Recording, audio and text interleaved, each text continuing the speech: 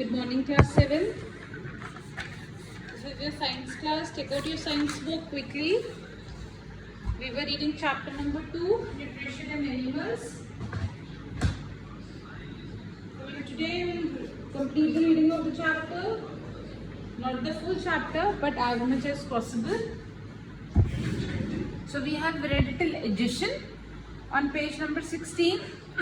Take out your books. Today we will learn modes of nutrition in animals. Animals में कैसे कैसे nutrition होता है. Different organisms use different methods to get food. अलग अलग organism अलग अलग तरीके से food खाते हैं. There are special organs in such organism for taking food in. तो सबके पास खाना खाने के लिए अलग अलग क्या होते हैं, organs होते हैं. तो जैसे ये 3 organism के बारे में आज हम पढ़ेंगे. Amoeba, paramecium and hydra. ये 3 ऑर्गेनिज्म के बारे में हम पढ़ेंगे. Amoeba, paramecium and hydra. तो ये खाना कैसे खाते हैं? तो अमीबा क्या है? ये एक माइक्रोस्कोपिक ऑर्गेनिज्म है. मतलब ये आपको अपनी पूरी आंखों से दिख भी नहीं सकता, इतना छोटा होता है. The amoeba is a microscopic unicellular. Unicellular मतलब ये जो ऑर्गेनिज्म है इसकी बॉडी में सिर्फ 1 सेल होता है. जैसे हमारी बॉडी में मिलियंस ऑफ सेल है ना, तो अमीबा में सिर्फ 1 सेल होता है. Microscopic unicellular made up of only 1 cell organism.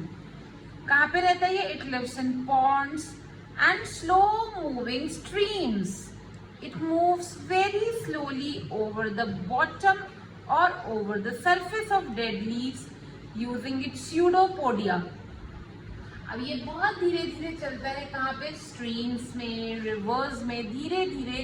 कहाँ पे? या तो बॉटम के ऊपर या सरफेस के ऊपर. ठीक है, किसकी? डेड लीव्स की. कैसे चलता है? अपनी फीट से. और इसकी फीट को क्या बोलते हैं? फॉल्स फीट होती है, असली में पैर नहीं होते. और इसकी फॉल्स फीट को बोलते हैं pseudopodia. What do we call it? Pseudopodia. There are many other organisms in water. Water में और भी कई सारे ऑर्गेनिज्म होते हैं जो कि अमीबा से भी छोटे होते हैं. तो अमीबा उन एनिमल्स को खाता है जो उससे भी छोटे होते हैं. Amoeba feeds on these animals. When a small organism comes close to an amoeba, it puts out its pseudopodia. जैसे ही कोई छोटा सा ऑर्गेनिज्म अमीबा के पास आता है तो वो अपने पैर, नकली पैर जिसे हम बोलते हैं, ऐसे कोई पैर नहीं होते हैं हमारे जैसे. जैसे ये अपनी बॉडी को फैला लेता है ना, उसी को स्यूडोपोडिया बोलते हैं. देखो इसने अपनी बॉडी को ऐसे फैला लिया, ऐसे पैर आगे निकाल लिए, तो वो अपनी स्यूडोपोडिया को खोल देता है. It puts out pseudopodia around the organism and joints up the cavity. The prey becomes trapped in the cavity called the fooled vacuole. मतलब क्या? देखो ये एक अमीबा है और यहाँ पे एक छोटा सा ऑर्गेनिज्म आ गया, तो उसने क्या करा? ये अपने नकली पैर ऐसे स्यूडोपोडिया से फैला लिया, आगे फैला लिए ना, तो ये जो ऑर्गेनिज्म है इसमें ट्रैप हो गया. तो और ये जो ट्रैप हो गया तो उसको उसने खा लिया. ये जो एरिया है जिसको उसने बंद कर दिया अपने पैरों से, इसे बोलते हैं फूड वैक्यूल. क्या बोलते हैं? Food vacuole. और ये क्या है? ये है अमीबा का न्यूक्लियस. क्या है? न्यूक्लियस. ओके. जब यहाँ पे इसने क्या करा? इस एनिमल को, ऑर्गेनिज्म को अंदर लिया. अभी देखो पूरा ऑर्गेनिज्म अंदर आ गया, डाइजेस्ट कर लिया उसमें से. डाइजेस्ट करने के बाद क्या बोला था मैंने? क्या करते हैं? एब्जॉर्ब करते हैं. मतलब कि हर सेल तक पहुंचता है. फिर एसिमिलेशन. एसिमिलेशन का मतलब क्या बताया था? कि उससे एनर्जी लेता है. एंड देन इजेशन, जो वेस्ट प्रोडक्ट होता है उसे बाहर निकाल दिया. देखो इजेशन कर दिया. सेम प्रोसेस जो हमने पढ़ी थी. Digestive enzymes are secreted within the body of amoeba.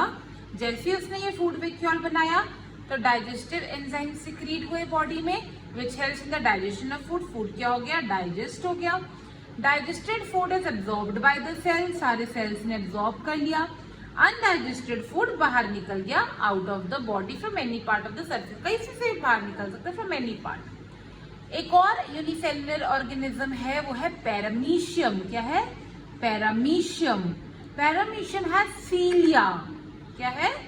उनके पास क्या होता है? सीलिया. It takes in food particles from the surroundings. जैसे इसके पास स्यूडोपोडिया थे, पैरामीशियम के पास होता है सीलिया। तो सीलिया किस में हेल्प करता है?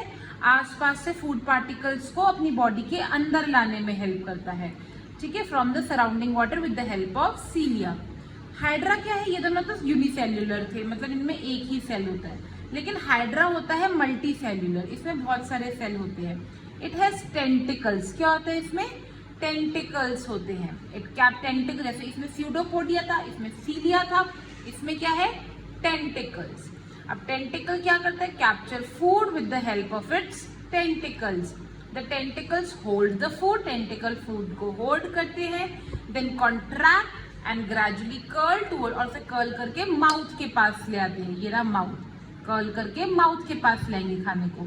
द माउथ ओपन्स, माउथ खुलता है और खाना अंदर चला जाता है, ठीक है। तो हमने 3 ऑर्गेनिजम्स के बारे में पढ़ा, जिसमें amoeba and paramecium were unicellular and hydra is a multicellular organism.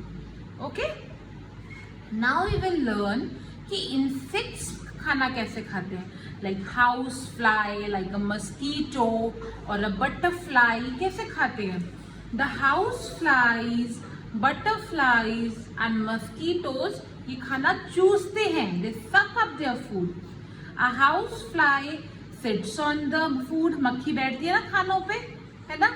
It's saliva flows along the proboscis on the food, और उसका जो थूक होता है, सलाइवा होता है, वो फूड पे भी आ जाता है, और वो सलाइवा में एंजाइम्स मिक्स होते हैं और वो खाना उससे खा लेती है, making a solution. The dissolve food is then sucked, उस खाने को वो सक करती है, और उस प्रोसेस को क्या बोलते हैं? प्रोबोसिस। क्या बोलते हैं?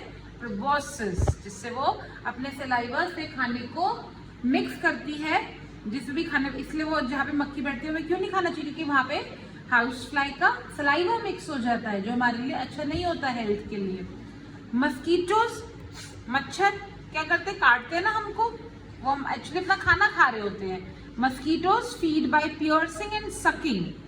The female mosquitoes feed on blood. जो फीमेल मस्कीटोज है वो क्या खाती है? वो खून चूसती हैं। दे फर्स्ट पियर्स, पहले वो होल्ड करती है हमारी बॉडी में through the skin of animal and inject saliva, और अपना सलाइवा उसमें डाल दिया।